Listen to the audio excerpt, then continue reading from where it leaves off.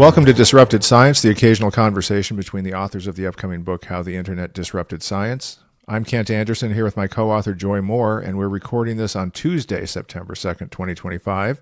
Hey, Joy. Hey, Kent. We've got an early episode this week. We're on a Tuesday. We do. I'm going to be on an airplane during our normal recording time tomorrow. Ooh, so exciting. Yep, going to the peer review congress. I'm bringing all my podcasting gear. I was thinking I'll just live stream the whole thing. Do you think that would? There you go. Do you think people would appreciate that?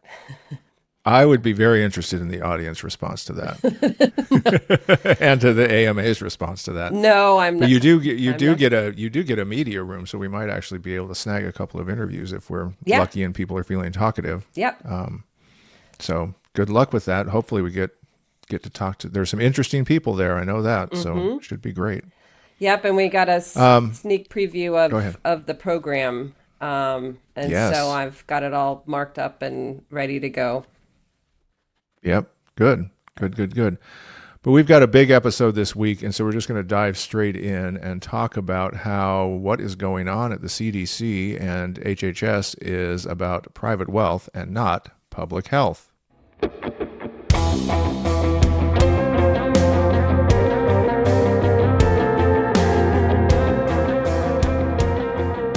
All right. So to start things off, we're going to do a quick review of what everyone knows has gone on at the CDC. So last week, Susan Monarez, the Senate-approved director, was fired in a really clumsy, shameful way, and she's still contesting the legality of that. So there's a lawsuit going on, of course, but several other top officials resigned. And there was a great interview with Dimitri Daskalakis, I think he was in the virology section. Yeah. And it's just heart-wrenching. I mean, these people were doing things for the public good, and they felt a real alignment with their work and public benefit in actual fact. And so it's heart-wrenching to listen to that interview. It's on the Daily podcast, I think, a few days ago from Friday, maybe Thursday or Friday. But everybody I think probably saw the videos of them being lauded as they left, being given flowers, being given a walking standing ovation, and all of that. And that really that's also very heart-wrenching. But what we want to talk about today is the New York Times had an article about kind of what comes next. And it was about what you need to know about Jim O'Neill, who has been named as the acting head of the CDC on the heels of Susan Monarez's unceremonious firing. But they did not tell you what you need to know about him, did they? No. They told us that he's been RFK Jr.'s deputy. So I guess he was like the closest person to pull in and say, now you're acting director of the CDC. And then they gave a little bit about his background. And we don't know how consequential he's going to be as an acting director in terms of policy. A lot of things are being suspended, or, Cassidy's trying to do something, and a bunch of senators are trying to do things to stop this. But Jim O'Neill is an important character in the long-running Silicon Valley play for government control, and particularly when it comes to science. Right. So I want to frame out a little bit about this, and there's in the post that will deliver the video version of this to people, and will be on the Geyser.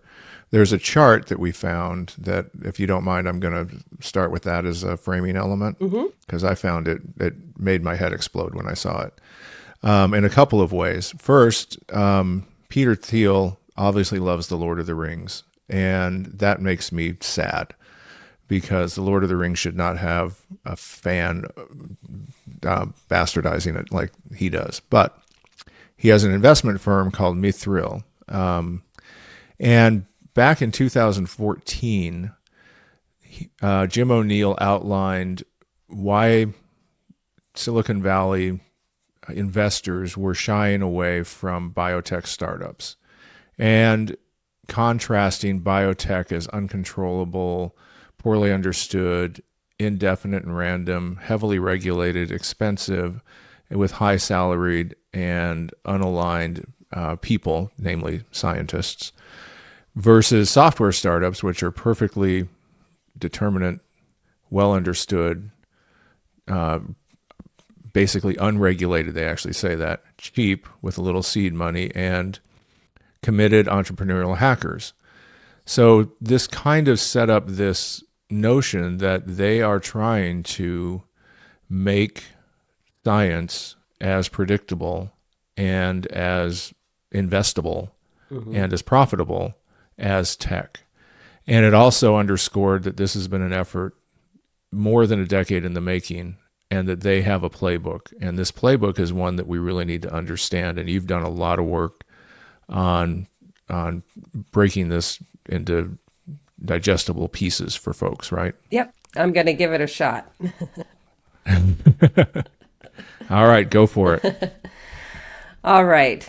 Well, there are a couple of main characters to understand, and when you're looking at investment in science in recent years, and you're looking at the different philanthropies that are targeting science, you can usually trace them back to Silicon Valley millionaires or billionaires. And they're people who made a lot of money really quickly off of maybe one thing that they were good at. And they have been investing in decentralized science, which is the notion of basically treating science like software, and paying for it in different ways, including crypto. And Right, and they even have like DeFi as decentralized finance. yeah, They have DeSci, yeah. right? So it's the blockchain model. And two people who fit into this particular equation that leads back to Jim O'Neill are Palmer Luckey and Michael Antonoff. And you may have heard of them. They got their start and they built their wealth by inventing Oculus virtual reality headsets. And they sold their company to Facebook in 2014 for 2.3 billion. And so, Right. like a lot of newly wealthy techie people, they started to get involved with where are we going to put this money to make the world a better place and save humanity or whatever. Or whatever. But Or it always whatever. reminds me, though, that what Scott Galloway always said about the Oculus was it was wearable prophylactic headwear. It's like nobody wearing one of those is going to get lucky, Palmer lucky. So anyhow, I always makes me laugh because they really it has been kind of a fizzle. I mean, that whole technology. So Yeah. they scored on the financial front, but you and I are not using an Oculus to record this. Yeah. And so the other day when I was reading this New York Times article about Jim O'Neill, I had no idea that I was going to get into virtual reality headsets within about 5 minutes, but that's just the way things work.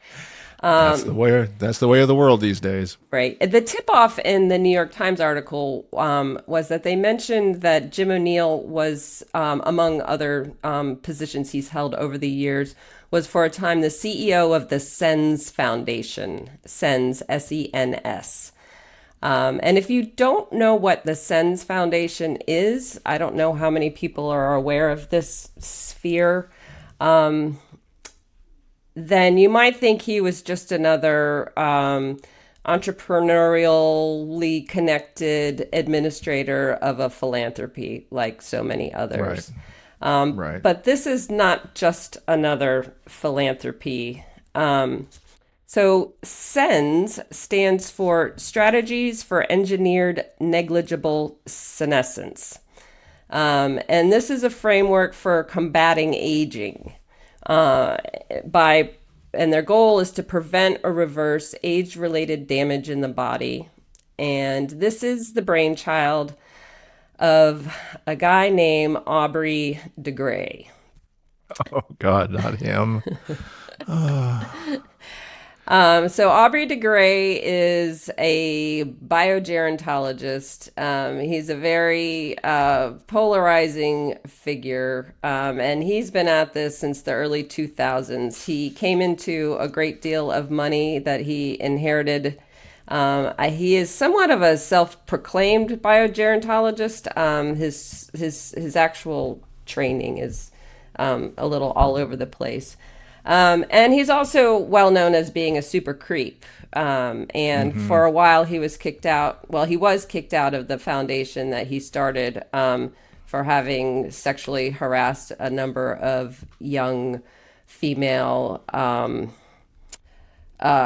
interns or Right. recipients of their summer program grants. Yeah, he's cult curious, that's for sure. Yeah, yeah, and he even has the creepy long hair and Oh, he's got the beard and everything. all of that.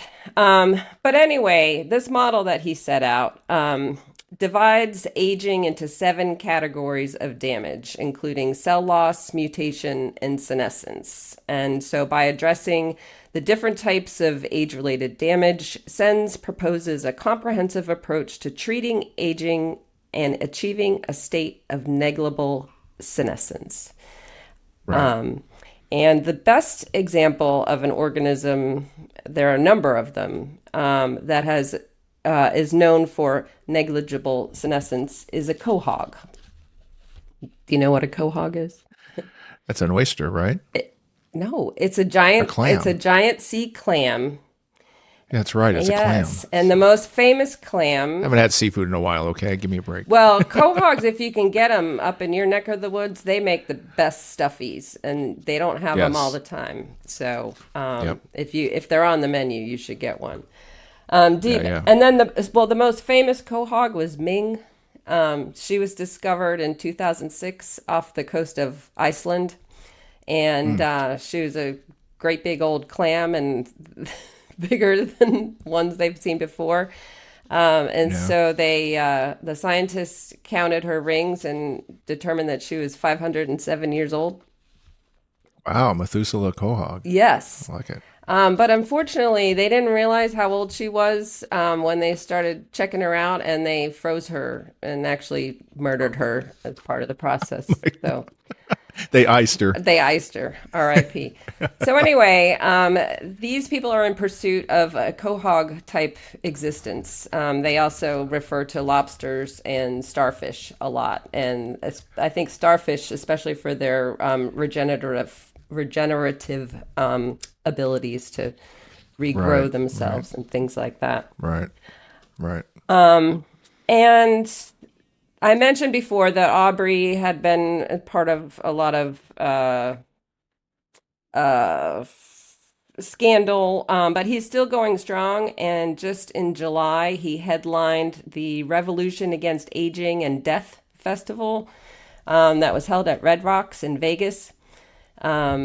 And so he had center stage, and that was a huge gathering of people who are really into this. And there's a lot of money, a lot of companies, and then a lot of people who are just fascinated, hobbyists. And unfortunately, according to ProPublica, at this festival, 2 women were hospitalized because they got peptide injections at a booth. So don't get peptide injections at a trade show, I think is probably good advice. It's good advice.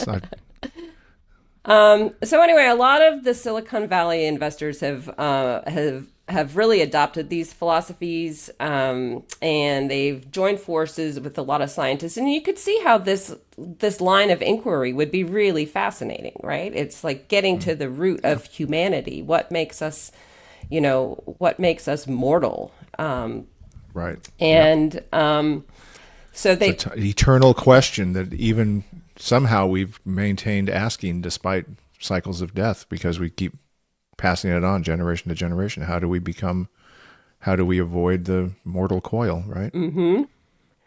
And so, through a lot of these biotech companies and other organizations, they've basically been creating a parallel track, the way as I look at it, to what most of us understand as the traditional bench to bedside process for public health, meaning you do basic research in a lab, you build on that, and then it becomes clinically applied and distilled by experts into guidelines, and then it goes into recommendations for what doctors do, you Right. know, Or a drug or device or a that drug or is device or approved whatever. by the FDA and safety and efficacious, right? Yeah, and most of that work, and Efficacy. yeah, Hmm. most of that work, and that's along the pipeline of a lot of government funding going into this basic research, because that's not interesting for industry until there's a sign that it's going to be useful for a product. Right. And then and so there's different players at different parts of the of the process. But Hmm. what these guys have been doing is more of a private approach, and the parallel track that they've been building is private biotech leading to functional medicine and supplements and alternative treatments. Hmm. And this is all off the books. It's unregulated. It's highly speculative, and there's a lot of opportunities to make money everywhere in the pipeline. So if you're doing Hmm. basic research in a private lab, then you can get funding. So you start building value at phase one. And because it's Right. not regulated and because it doesn't have to go through all the standard processes, you can go straight to products direct to consumers very, very quickly. Right. Right. So they're doing that. And then now they are turning and pointing at big pharma as being the evil ones Hmm. that we need to control. And Right. we saw that just the other day in Trump's post, where he kind of woke up in the morning and realized that the CDC was on fire and immediately pointed at big pharma to say, you didn't give us the data. I don't know. It was a Right. Maybe my typical. Operation Warp Speed was a miracle, but I don't know that we all saw all the data. Maybe there's more behind the scenes here that we need to know about. Yeah. Trying to start a conspiracy theory about vaccines Hmm. again and about pharma not being transparent, and that it continues, and then you have people taking mortality data and twisting it into physicians cause this many deaths. It's physicians attend that many deaths. Hmm. Trying to give comfort or make the last moments more peaceful, or trying to save someone's life and not being able to, whether it's a motorcycle accident or end of life because of age or cancer or whatever. And it's just heartless. I mean, it's really, really heartless, and the kind of politics that these people practice is just just burn everything down and let us have our way. Hmm. It's yeah. And that's where the McCullough camp fits in. Their role in this game is to drive the data, or to sow the Mm-hmm. doubts in the accepted data. And so Right. that's going hand in hand with all of this. But their focus, the Sens folks, and Peter Thiel, Silicon Valley camp that are really invested and interested in this. Their focus is on longevity, in a way that has nothing to do with caring for an aging population. Like you said, it has nothing Mm-hmm. to do with helping people age gracefully. They believe that aging is a disease. The fact, Mm-hmm. that this is something that should be cured, as opposed Right. to something that is just natural for humans. We Right. we have a lifespan, you know. Right. We are Right. not Yep. cohogs. Um, and it's really frustrating to see this focus on useless, societally useless research going into longevity when we do have a big burden on society of how to care for our aging population. And the reason that we're living so much longer is because of all of the good science and medicine that has been developed And over public the health. years, and public health. Yeah. I mean the elimination of lead in gas and paint, the elimination of smoking in most public spaces, all of those things have been, the seat belts, airbags, you Hmm. just name all the little interventions that have helped more people live longer and stay healthier. And, it's just, yeah. So Yeah. they've got it. They're not looking beyond the end of their noses. They've got something else going on here. Right, because they've applied math to it, and that's what LEV is at the heart of it. So that's longevity escape velocity. Do you want to explain to me what this is? Oh, it's a hypothetical situation in which one's remaining life expectancy is extended longer than the time that is passing. What? Yeah. For example, in a given year in which longevity escape velocity would be maintained, medical advances would increase people's remaining life expectancy more than the year that just went by. Oh, goodness. That's what all these biohacker influencers like Andrew Huberman are on about. Oh And my that's gosh. what all And the so what's and so the funny? wearables, because they're checking their data to see how many Yeah, more their Aura minutes. rings and Yeah. yeah, their glucose monitors and who knows what else they have. And, but it's so funny. They're appropriating rocket science language for something like this. Well, a I lot of mean, these that's again, at the fantasy level of these Mhm. people, they've got Lord of the Rings, there's Star Trek all over the place. They're the singularity and all this stuff is such a fantasy world they inhabit. The appropriation of physics is astounding. And a lot of Hmm. these people were physicists by training as well. And this idea that, oh, well, let's just take this one thing I know and, apply it somewhere else. Yeah. Right. Yeah. Um, So make 90 the new 50 by 2030. Well, yep. That's what they want to clock's do. ticking, guys. Get on it. Gosh, I don't want to do that. Yeah. You're having enough trouble on the pickleball court with some of these people in their 80s, right? So, Man, they gave me, I got schooled yesterday. I played with a new group. And this one woman, she was 85 years old and she was a gangster. was she a quahog? She was not a cohog. So it can happen. It can Yeah. happen with just normal humans with normal genetics, and they Mm-hmm. can stay healthy and active and school far younger people on the pickleball court. Mm-hmm. But Um, but this is but you're talking about their inability to really actually they're trying to use this kind of logic to undermine social policies, right? yeah, they are. And that's why they're creating an economic model for this as well.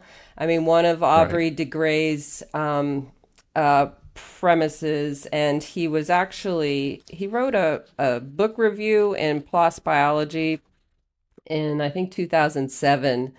2004, I see Oh, in the notes. Yeah. 2004. Yeah. Right. And he was basically saying, frailty is an economic burden. So these old Right. people are costing us money because they are frail.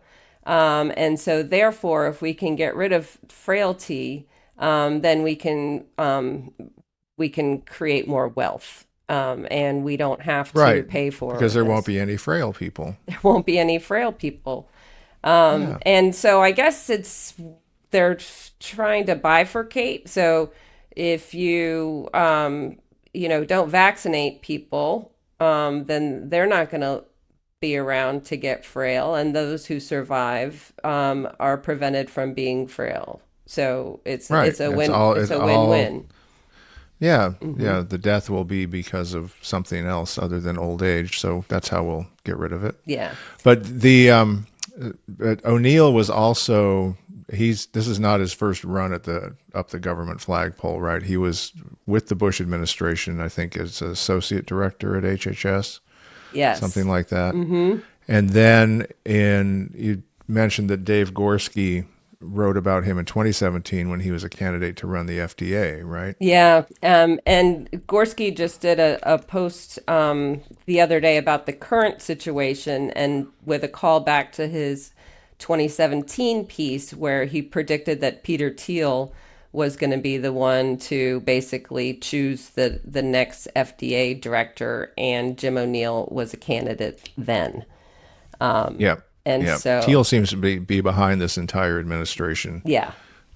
in a lot of ways. I mean, from J.D. Vance to Hmm. RFK to now O'Neill. Yeah. And so let's keep that in mind, that one of the biggest technology players and billionaires is pushing, funding, shaping, informing a lot of these decisions. Hmm. So, And it really revolves around going back to the chart that you presented earlier, and the costs of biotech, mhm, and the proposal that we should externalize the costs, make it cheaper right. by not requiring safety approvals. So that's really been their mantra all along. Um, you know, Right, right. just Yeah. definition of done is when we say it is, and ship the product, and hopefully it doesn't have too many bugs in it. Well, I think that isn't it that they said that they don't have to prove that it does anything as long as it doesn't hurt you, right? Right. So Yeah. safety, they It's still want so it's safety safety checks. It's versus efficacy, efficacy. Yeah. right? So we don't have to show that taking this has a benefit. If the risk is zero, then any benefit Mm-hmm. is fine. Yeah. And this But is they this also aren't going to do any of the post marketing tracking or anything like that. It's just going to be, who knows how they're going to actually assess safety. right.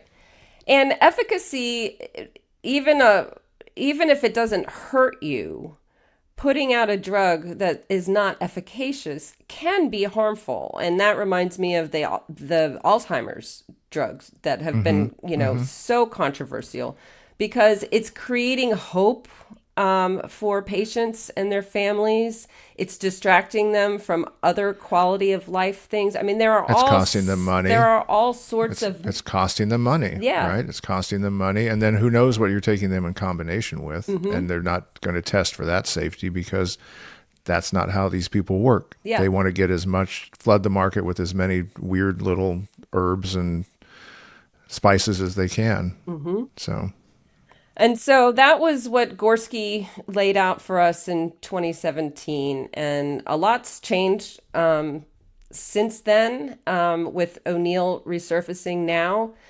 And a lot of biotech companies have been formed. hmm. A lot of science has been published on these topics since then, thanks in large part to open access, pay to publish. And Hmm. so the groundwork has been laid with infrastructure, but also data and literature that is Things they can supporting cite. things that they can cite. Yeah.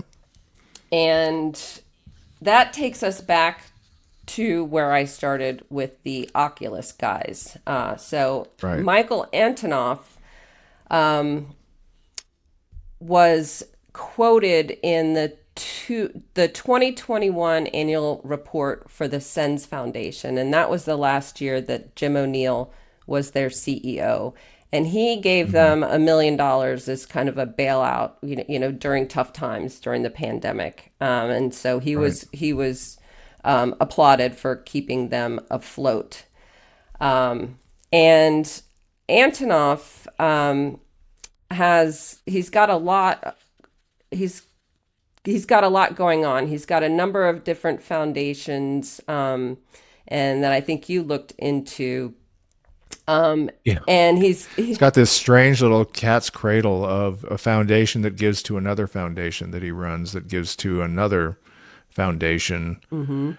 And I can't figure out, again, this gets back to why we need a forensic accountant for these people, because why would you set up something just to pass money from one pocket to the other unless there's a timing or tax or something else worse going on? But Well, anyhow, that's how rich for people another stay day. rich. Yeah. Yeah. And then he and Lucky, his partner, formed Formic Ventures, and so you can look at their portfolio, which includes a company called insilico.com.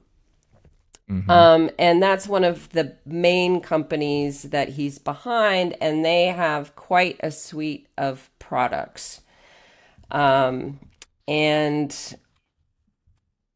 insilico.com is run by a guy named, and I'm going to get the name wrong, so I'm trying my best, Alex Well, Zav- that's a tough one. I'm just letting people know this is a tough one. She's on the high dive, ladies and gentlemen. She's got her toes over the end of the board. Here we go.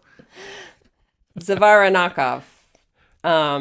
And I think he came out of Harvard, and his initial research was around finding alternatives for animal models. And that might ring a bell as one of the new Maha tenets, is they want to reduce the dependency, and I think they're actually starting to stop funding animal model studies, because it's just easier and not so yucky and to do things with a computer Yeah, it's not than as it is. smelly to have to feed mice in the middle of the night. You don't have to wake up and Yeah. check their water and everything. Ugh. So what Alex's insilico.com sells is described as generative AI software for drug discovery, scientific research, and sustainability. And so they link this suite of softwares for science, as I like to call them, to a therapeutic pipeline of high quality therapeutic programs discovered using generative AI and automation. And they published their company founding groundbreaking paper in open access in Nature Communications some years back. Yep. So, and we're going to show the screenshot of their two-pager. And if any listeners out there have worked in Agile, you'll see it looks very similar to a Scrum board, where you've got a bunch of Yep. things on the left, and then they're flowing into a Gantt chart kind of thing on the right. And it's also simple. It's laid out. They've got all these things over here, and then they make things over here that are, in the pipeline and are related to diseases and conditions that need to be addressed. Yeah, predictable, just like Hmm. software Yeah, building. You just it's so build a easy. solution to death. Hmm. Right. And again, we've seen this language around the benefits of using more AI software and automation in a lot of the NIH communiques, that they're giving incentives around. I think it was in the journal publishing one where they were cutting back on APCs that they were going to cap, but that if companies or authors or publishers are using AI, then they get an allowance for that. So all of this is creeping right into what is right in front of our faces, coming from Hmm. RFK Jr. Yep. And then as it relates to publishing, one of their products that they offer, and these are all available for individual purchase and licensing, is called Science 42 DORA, another acronym DORA. Can we stop? I also wonder if 42 has to do with Hitchhiker's Guide to the Galaxy. Oh, God. And the answer, remember the answer to life, the universe, and everything was, I think it was 42. Oh my gosh. These people are just like They're taking everything from the books you read when you're 13. I swear. I didn't read It's any of amazing. these books, and I don't know the Lord of the Rings. So all Sorry, of this is no, it's helpful because I'm it bringing just the goes male up. aspect to You it know, I because was all the boys are reading them. I was reading Stephen King and stuff Oh, like you were that. that? Oh, Yeah, oh man, Salem's Lot. that was my summer reading. Flowers in the Attic. Cool. But anyhow, yeah, another Yeah. Dora. Yeah, so another Dora. And so this is an advanced AI driven tool designed to streamline the process of drafting academic papers and other related documents. And you took a looky loo, huh? I did. I tried it out even because it was so easy to try out. So it took maybe a minute. So you go into a template and it says, what subject do you want to research? And I wrote in music and mental health. And then I clicked some sort of proceed button, not paying much attention to it at all. And then it said, do you have any images, references, or paper or materials to contribute? And I didn't. So then I just clicked generate. And it said, okay, this will take about 20 minutes. And then it started to generate an outline of the paper. And it had all these little feeder things where it was kicking off different software scripts to go look for related texts, related references, related images, related analyses, and all this stuff.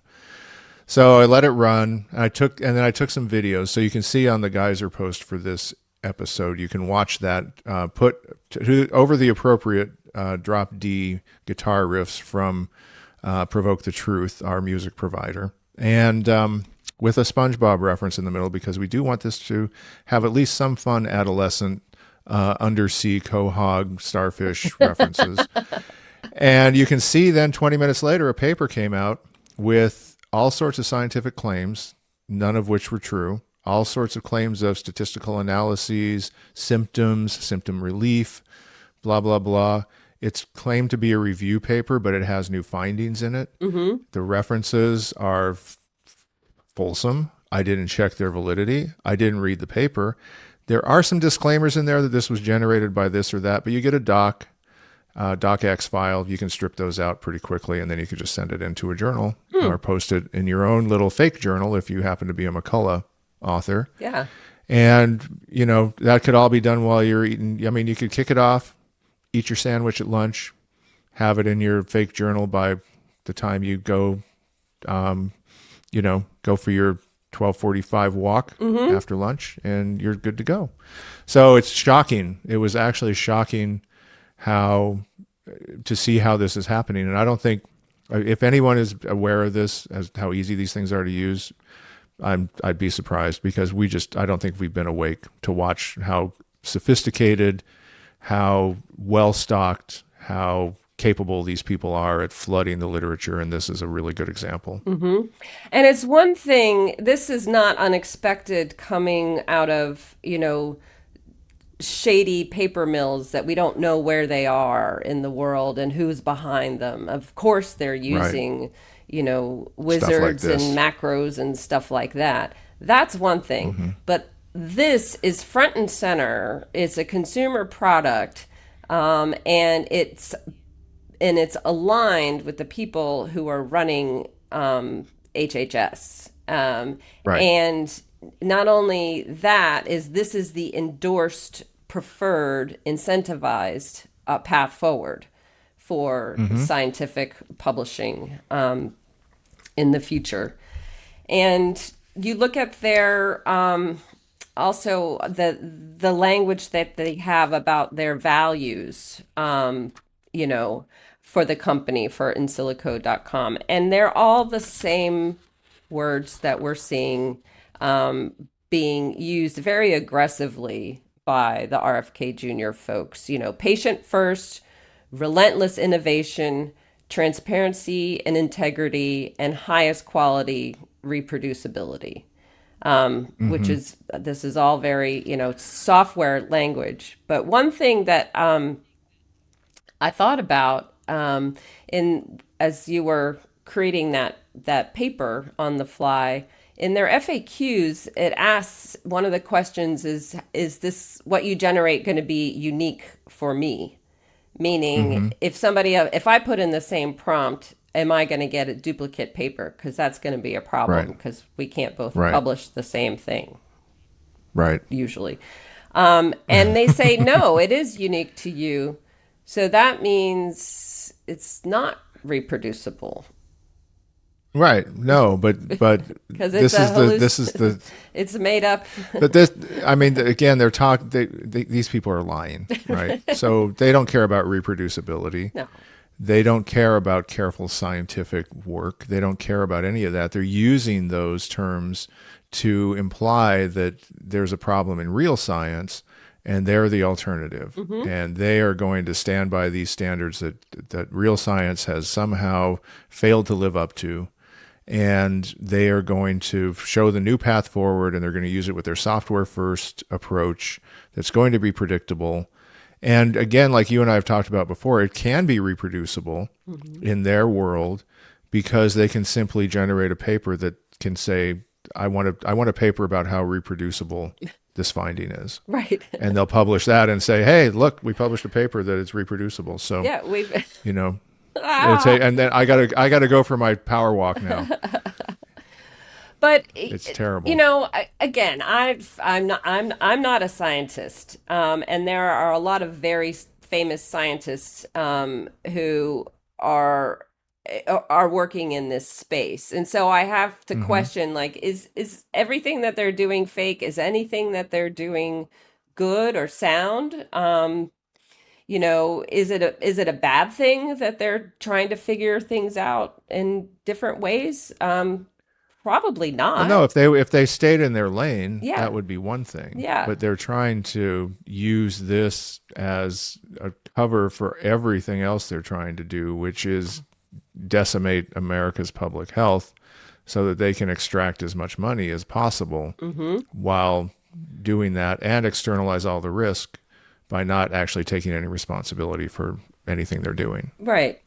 And I think it needs to be pointed out that some of the biggest names that we're talking about have been involved in not so great things recently. So George Hmm. Church, one of the acknowledged as one of the pioneers of genomics and particularly personal genomics, and he's created a lot of the technology that's going into a lot of great research, including CRISPR. Hmm. He just had a paper retracted from PNAS a couple weeks ago.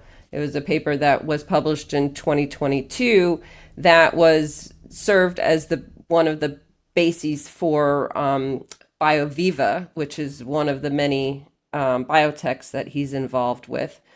And that paper was the basis for their gene therapy products. So this company claims that you can spritz things up your nose or inject them into your body, and they will make you better. And their CEO, Right. Liz Parrish, was very much against this retraction. And she's qualified to say that because she's her backstory is that she was a mom who was concerned about her child, and so she went off to Mexico and got a bunch of injections of things, and then started a Right. company with George Church. So that's Yep. what she There you did. go. But on their, on their website, I love this phrase, and it just didn't occur to me.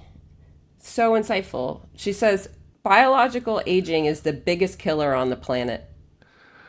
Shit, That man. is so true. I It's mean, I so never thought of true. it that way. I Who mean, doesn't die from biological aging? And it's a problem. yeah. It made me think of, like, it's like saying, "Oh, your epidermis is showing," like. What? And Oh my so gosh. does this paper retraction undermine all the good work that George Church has done? No. But people should also know that his lab at Harvard has been involved in over 50 biotech startups. And in 2018, they spun up 16 in one year. So that's Wow. how much wealth is being generated off of these Yeah. ideas. And that's flooding Yeah. the zone with as many startups as possible. And then, of Well, course, and extracting a lot of money out of Silicon Valley. I'm sure a lot of those were funded by yeah, these recent young billionaires who don't want to die, and it's like half my money is going to go to my bunker, and half of it's going to go to fund the fight against death. yeah. And I get it. You got to try a lot of things and to see what sticks. David Sinclair sold his biotech to GSK for 720 million and then they shut it down because they couldn't make anything out of it. I get it. This happens all the time. You Right. need to try until something is a breakthrough. Um, but that model, this biotech model, um, is completely anathema to what we know and need in terms of public health. Um, Right. so it's the point is not to say that these are bad scientists. It's just that they have nothing to do with the pursuit of public health that our government should be involved in. What they are Hmm. doing is all about building private wealth, um, Right. and maybe with a side effect of some things that actually do work. Well, but what has happened, it seems, is that it's slipped even from the point of like sincere attempts from labs to try to find ways to ameliorate or extend or ameliorate aging effects or extend life to now Silicon Valley looking at this and saying, you know what, if we just routinize this like software engineering, we can make a lot of money off of this. Mm-hmm. And so let's put our pit bull at the head of HHS to tear things apart and get rid of the people who are blocking us. And then we'll start to put in people like Jim O'Neill, right? Mm-hmm. So, Yeah, Kennedy's quote on O'Neill was that he was ideally suited to turn the Department of Health and Human Services into a technological innovation powerhouse. Um, wow. and And that's public health language right there, right. folks. Yep. That's exactly what you want Mm-hmm. your epidemiologist telling you. Yep. And so through O'Neill's relationships with Peter Thiel kind of at the helm, but also with a lot of folks like Michael Antonoff, who are putting money and putting out products that align with this agenda to get around standards, to get around regulations in order to continue on their own parallel track while completely leaving the rest of the population kind of out of mind.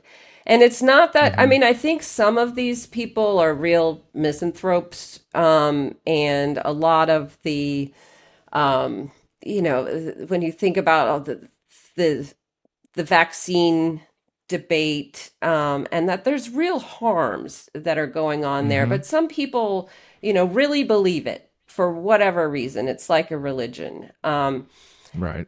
But that's different. These people just literally do not care about Hmm. anything Right. substantive for the rest of us.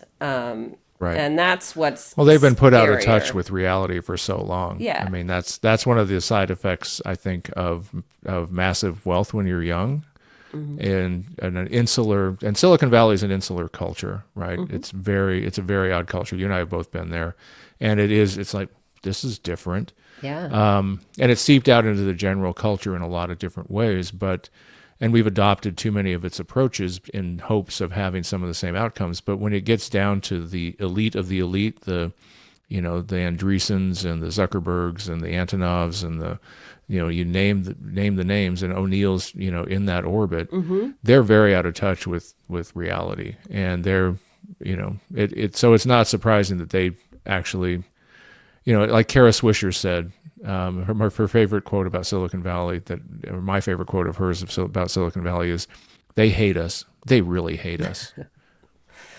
And I think They it's true. do. They look down their nose at everybody else because we weren't able to make $2.3 billion before we were 30. Yeah, because we did. Yeah, there's a lot of those who tried and failed, but the ones who succeeded have a disproportionate amount of power simply because they made some virtual reality goggles or There's something else. I'm gonna throw something in here unexpected. There's a book that I've been reading by Astra Taylor called The People's Platform. And she talks about, I forget the researcher who, or the thinker who thought of or discussed this, but she talks about how people have what this person called the gift. And it's basically, it sounds like empathy, right? The ability to, but not only empathy, but a talent to go behind that empathy. So it's musicians, it's artists, it's physicians, it's teachers, it's people who have this gift of relating to other people to helps make the world better for them. Mm-hmm. And she talks a lot about how technologists have been trying to steal that gift for themselves by absorbing all of the goodness, but without understanding that it's not absorbable, right? So you can create Spotify and absorb all the music and even mimic all the music with AI music and all that, mm-hmm. but you're not absorbing the goodness of a real heartfelt song performed by a genuine human mm-hmm. in that moment, right? You can try to absorb science. You can try to absorb art. You can try to absorb words through AI and all of those things, but you're not absorbing the touch of the hand on the knee of the patient who's in pain. You're not absorbing any of the knowledge or the experience or the human qualities. And it's a really interesting thing at a time like this, because it also shows just, we talk about these people being out of touch, but I don't think they have the gift. I don't think they have empathy. No. And they don't even know that they don't have it. No. I mean, can you imagine Dmitri being in the same room with Michael Antonoff? Oh, man. And that guy has the gift. Yeah. And it's so confusing and disorienting to people like Dmitri that he's being completely discarded as a human being by somebody who put up a scrum board and said, we can do it like this. We're going to engineer the end of death. They can't even have a conversation because they're not coming to it from this. Well, one has the gift and the other doesn't. I mean, I think it was a really interesting thing to read recently while we were talking about this and seeing this happen, and listening to Dmitry Daskalakis from the CDC and that interview. And just, I mean, he loves doing good for people. He loves feeling like he prevented illnesses or prevented outbreaks or helped children run and laugh and be carefree. He loves that. Mm-hmm. That's his gift. And he worked tirelessly and probably will still work tirelessly to do it again. And these people are just exploiting all sorts of, our infatuation with technology and our inability to see it for what it is to drive really good people with the gift to the periphery while they try to steal or make a ton of money. Mm-hmm. So... Well, and hopefully they are successful in self-organizing outside of the government. And it sounds like that, they're not just, going away quietly. They're actively saying, do not trust the government. And those of us who are coming from there are here for you in whatever capacity we can be. So that's... I think they're going to find roles in a lot of these societies that are trying to create all science-based reality to outlast these people. But we just wanted to tell this story a little bit more fully than you might have heard it, who Jim O'Neill is, how it's all tangled up into this belief that you can turn science into technology, that, it gets into a whole bunch of things we talk about in the book.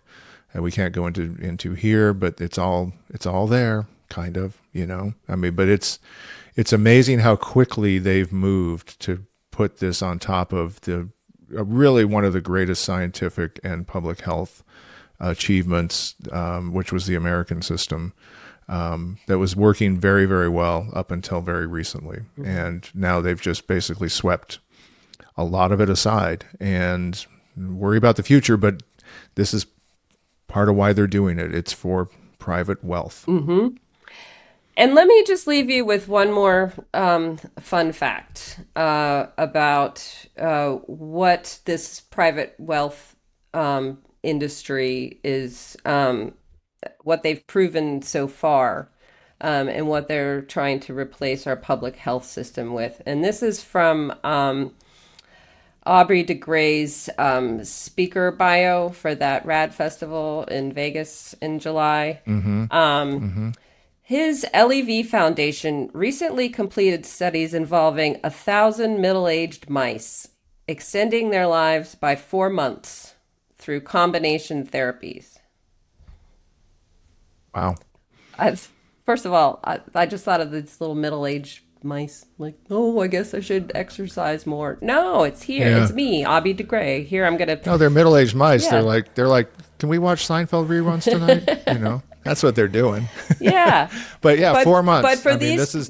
But for these people, that is something to brag about, because if you do the math of these 4 months in mice years, and you extrapolate that out using physics and graphs, that means, and escape velocities. It means we may truly get to being a trillion quahogs that can live on Mars someday. Oh, great. Sounds like a wonderful vision of humanity's future, people.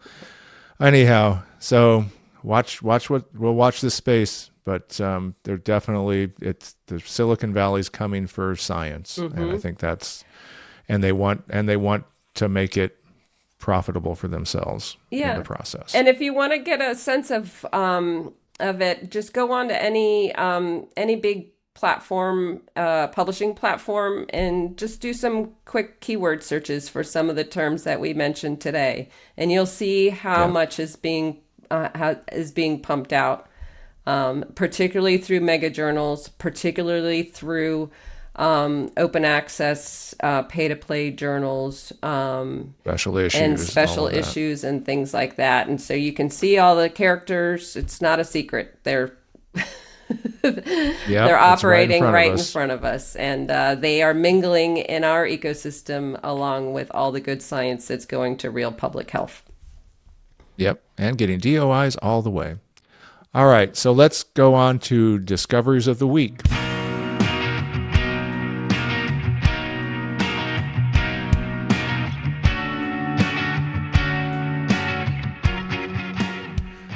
All right.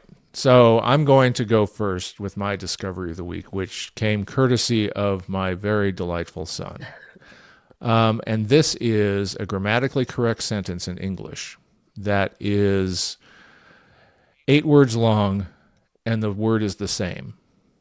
So the sentence is buffalo, buffalo, buffalo, buffalo, buffalo, buffalo, buffalo, buffalo, which is a grammatically correct sentence using homonyms and homophones. And the way it works is that buffalo is an attributive noun, meaning that it can be Buffalo, New York. It's a verb, meaning to bully, harass, intimidate, or baffle. Mm-hmm. And it is a noun, which is a bison. So semantically equivalent to buffalo, buffalo, buffalo, buffalo, buffalo, buffalo, buffalo, buffalo. And the key thing is buffalo is the plural. Oh, also. It's not buffalo. No. Or buffaloes. Buffaloes. I vote for that. I like both. I like both your options. But the semantically equivalent form, preserving the original word order, is Buffalonian bison, whom other Buffalonian bison bully, also bully Buffalonian bison. So there is my discovery of the week, which created this incredibly fun text exchange with my son, because I'm like, I think he figured it out and then sent it to me, and he was enjoying watching me struggle my way to believing it was actually true, but he ultimately got me there. So that's my discovery of the week. That's a good one. Well, we were talking about RFK Jr. And we were debating whether he was, I was calling him a useful idiot, but you corrected me saying that was the wrong term, that really he's a bulldog. But I think he might be a buffalo head. He is buffaloing a lot of people. Yeah, absolutely. Well, that was a good one. And you got me thinking about buffaloes. So I was thinking, I combined that with I'm still reading Mood Music, the Spotify. Mood Oh yeah, Machine, Liz Pelly's book about Spotify, which that's a is good book really too. good. Yeah. So I've been thinking about music, and then you got me thinking about buffaloes. So that got me thinking about Bob Marley Oh, nice. and his song Buffalo Soldier. And so I was looking that up because I wanted to listen to it. And then it reminded me of the 2013 remix of Bob Marley's Legend record, which if you didn't have that like stuck in your tape cassette, when you were growing up for a long time, then you've really missed out. And that's just a record that I can listen to anytime. I think the only time I got sick of it, I was on a scuba trip in St. Thomas, and that was the only thing that they were playing all day. No, But yeah. but the remixed record from 2013 was done by a couple of his children and collaborating with a bunch of other artists. And they went through and did a EDM dubstep remix of every song Oh, on that cool. record. Wow. And that's real fun to listen to. And it's great mood music. It'll put you in a good mood. And unlike Spotify, it was not artificially generated. The people who contributed to it are credited, and they all put their personal touch on it. And so it's a really good record. So my discovery of the And week, that guy had the gift. he I had the mean, gift. talk about empathy. Oh, Yes. So that's my discovery and recommended listening is Legend Remixed, the 2013 EDM dubstep album. that is awesome. All right, I'm going to have that on while I put this video together for everybody and get the podcast out. So I'll do the wrap. So thanks for tuning in. Thanks to our friends at Provoke the Truth for the music, and let us know what you think. Joy will be at the Peer Review Congress in Chicago later this week. So reach out to her if you see her and you're there. You can reach us at disruptedscience@gmail.com, and our silly sign off of the week. So I was thinking I'm going to do a Chicago-based one. Oh, good. Holy cow! It's Harry Carey. It's a deep cut. It's an old one. Oh, that just makes me sad because I'm only going to be there for 2 days. And there's so many Can't get things. to I Wrigley. can't get to Wrigley. I had one of the best nights there, sitting on those rooftop That is a fun across park. the way. Yeah. Well, Remind me later. I have to tell you a story. I'll tell you a quick story. Okay. We're over the time, but anyhow. So I was listening to sports radio, and they were talking about Fenway Park, and they're like, "We love Fenway Park," and da da da da da. But then one guy said, "But the best time to be at Fenway Park is when there's a concert, because that's the only time when there's no opposing team. So there's no fans in the stands wearing the Yankees jerseys or anything like that, and there's no tension in the air. Everybody's on the same team at a concert, and and they're like, and they're at sports radio, and they're going on like, music brings people together and all this. I'm like, you guys are so adorable. Anyhow, all right. So holy cow is what I thought. holy All right, cow. have fun in Chicago, Joy. Looking forward to your reports. All right. See you later.